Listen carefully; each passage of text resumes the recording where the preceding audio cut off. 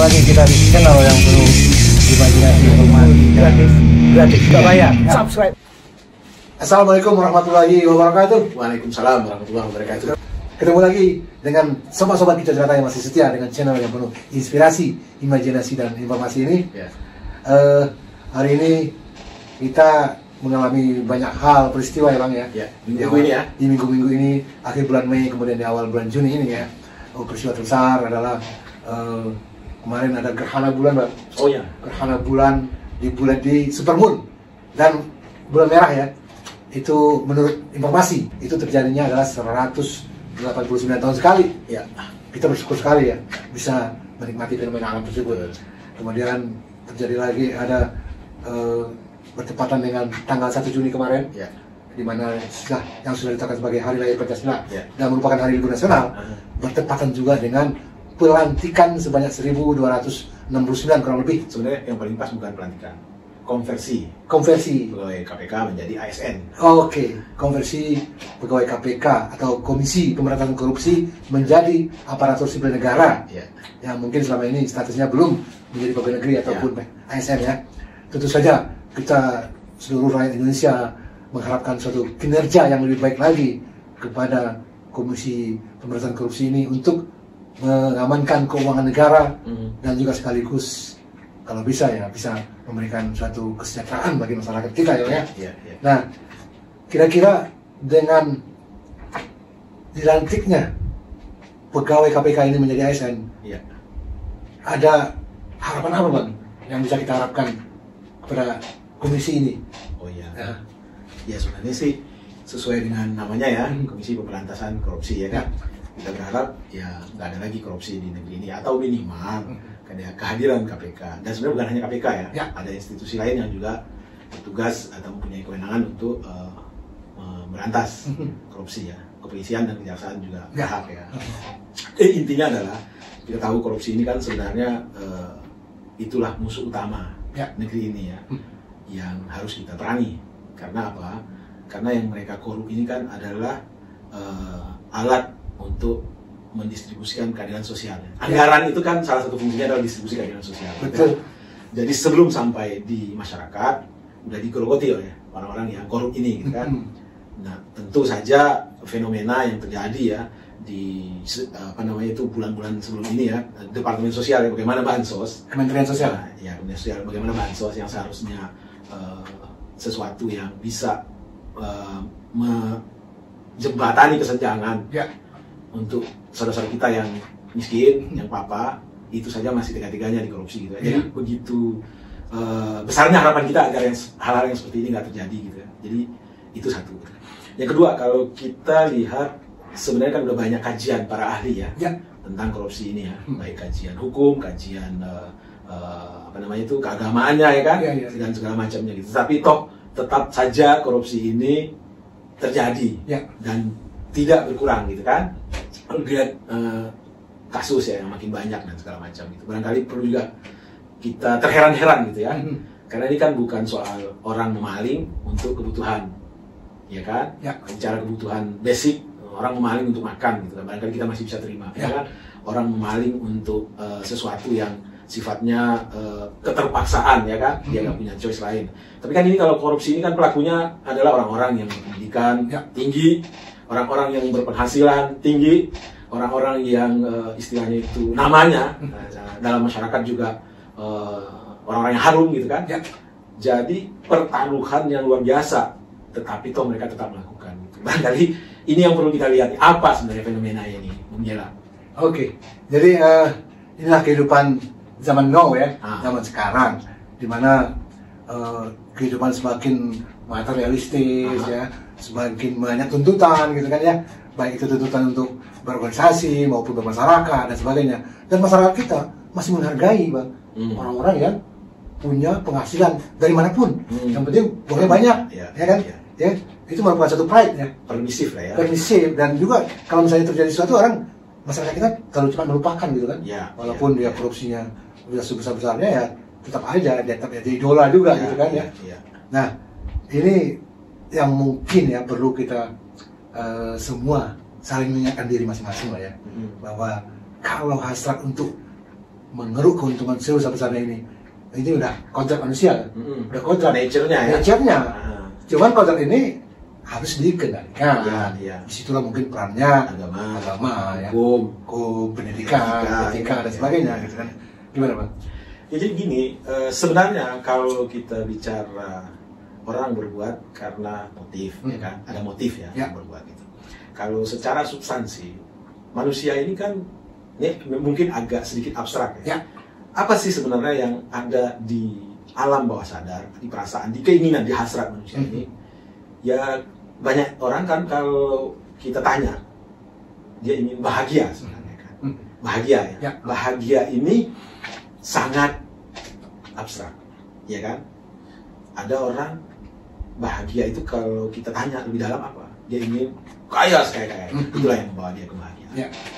Ada orang kalau kita tanya bahagiamu di mana? Bahagiaku aku dikenal oleh orang luas karena kiprahku dalam sosial kemasyarakatan, ya kan? Bahagiamu di mana? Aku ingin dikenal orang sebagai saintis, gitu kan? Nah, untuk yang sifatnya saintis atau katakanlah sebagai ilmuwan atau segala macam, mungkin kompensasinya adalah belajar, ya kan? Dan belajar itu mungkin tidak ada tabrakan lah dengan kepentingan masyarakat lainnya, gitu kan? Bahkan dia berjalan paralel ya, macam. Yang paling susah itu kan orang bahagianya itu kalau ada tumpukan harta, gitu ya. Salah orang ingin kaya, tidak, gitu ya. Bahkan kalau bisa semua manusia di dunia ini kaya. Ya betul. Lalu apa yang salah? Ya mungkin cara dia untuk menjadi kaya, gitu kan? Nah, mungkin itulah yang terjadi bagi para pelaku korupsi ini ya, bahwa dia ingin bahagia. Bahagianya itu adalah ingin menjadi kaya, gitu kan? Nah, ini analisis simpel saja gitu. Padahal ada orang berkata bahwa bersyukur kamu, maka kamu akan berbahagia, gitu ya. Itu bagaimana coba Bang Gica? Artinya bukan korupsi kamu bahagia, ya? Bersyukur kamu bahagia, gitu ya? Gimana tuh? Coba? Nah, ini sebelum sana, saya bacakan di sini ada ini hadis riwayat Bukhari Muslim. Ya Bang ya. Ini perspektif agama ya. Perspektif agama nih, saya bacakan nih. Jika seandainya anak Adam memiliki satu lembah emas, satu lembah emas ya Bang, lembah emas ya, niscaya akan memiliki lembah emas kedua. Seandainya memiliki tambang emas kedua, yang ingin tambang emas yang ketiga, baru puas anak Adam bila sudah masuk ke dalam tanah, dan Allah akan menerima taubat orang yang mau kembali kepadanya. Ya, ini hadis riwayat Bukhari. Jadi itulah kodrat manusia yang sudah disampaikan oleh Nabi kita. Sudah punya satu lembah emas, pasti minta lagi lembah emas kedua dan ketiga. Untuk apa? Untuk dinikmati. Yang artinya mungkin saya yang mau bilang adalah untuk pride, untuk satu kebanggaan ya. Sebenarnya bisa dibaca dalam perspektif lain hadis tersebut. Gitu. Ini adalah anugerah. Gitu. Artinya apa? Justru karena hadis tersebutlah peradaban terus berkembang. Orang ingin lebih dan lebih. Gitu kan. Yang jadi masalah kan sebenarnya caranya, bukan masalah keinginan ingin bertambah itu kan, tapi caranya. Kalau kita ingin bertambah kaya agar bisa berbuat yang lebih banyak, dan cara kita menambah kaya itu tidak melanggar tatanan agama untuk segala macam, nggak ada yang salah. Itu Nabi pun sebetulnya kaya raya ya, karena berdagang. Istri Nabi pun berdagang gitu kan. Jadi nature-nya itu Allah ciptakan manusia itu memang punya keinginan yang tidak terbatas, ya kan? Yang jadi masalah adalah apakah dalam merealisasikan keinginan tersebut kita melanggar hukumnya. Itu yang masalah. Keinginan tidak terbatas itu bukan masalah. Bukan masalah. Tapi kan secara mungkin kata-kata puitis gampang diucapkan tapi susah untuk dilaksanakan. Yang tadi itu ada yang bilang, apakah kita bahagia dulu baru bersyukur, atau bersyukur dulu bahagia akan datang gitu, ya kan? Sebenarnya dua-duanya benar gitu. Jadi gini, dalam perspektif kalau kita gagal, ini sebenarnya ketidakbahagiaan ini kan timbul karena adanya kesenjangan antara keinginan, antara harapan dengan kenyataan, ya kan? Maka segenap perasaan pikiran kita terpenjara oleh kesenjangan ini, ya kan? Galau, tidak bahagia. Nah, dalam perspektif antara terjadi kesenjangan harapan dengan kenyataan, kita harus kembali ke kenyataan.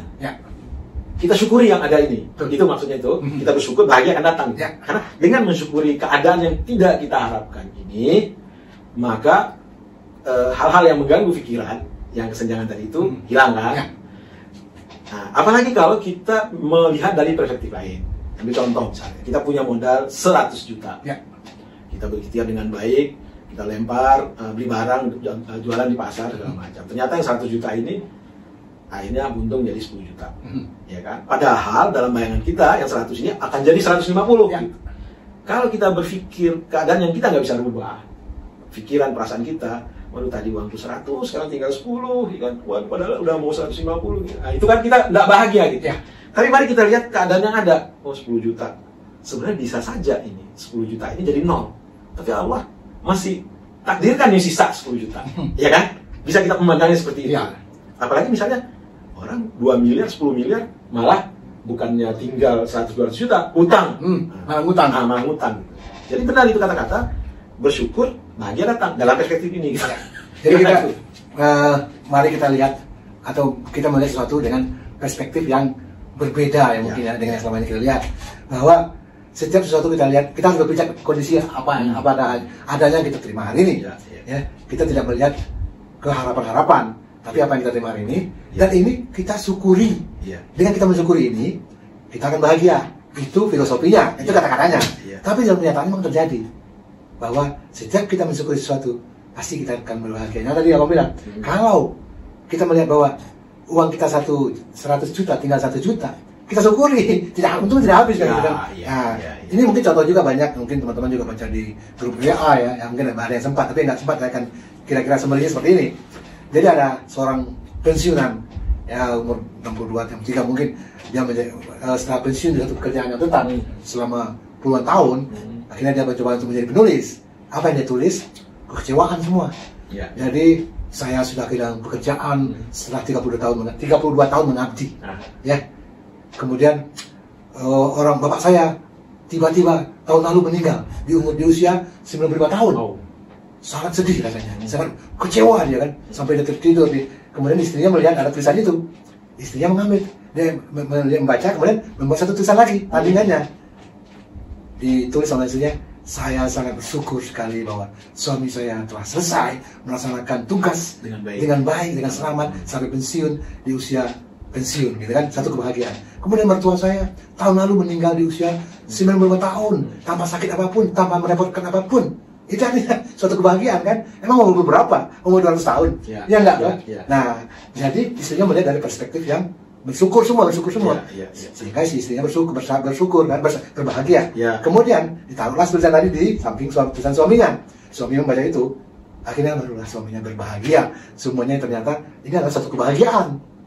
Soal point of view ini. Soal point of view atau persepsi kita melihat satu keadaan, gitu kan? Merespon. Jadi rasa-rasanya kata-kata mutiaranya adalah bersyukurlah, pasti akan mendatangkan kebahagiaan.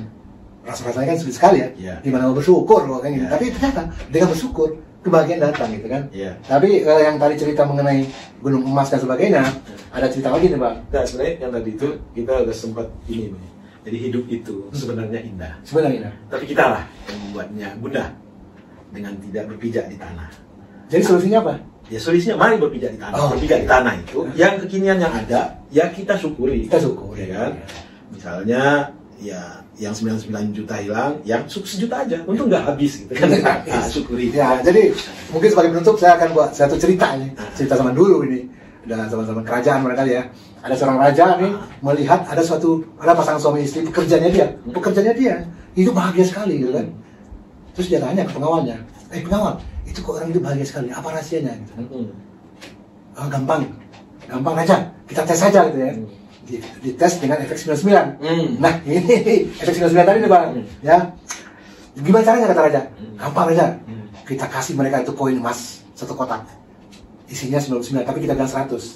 Nah datanglah pengawal di situ malam-malam memberikan koin emas 99 sampai menyatakan bahwa ini dari raja, ada koin emas sebanyak 100 keping, merupakan hadiah untuk kalian gitu kan.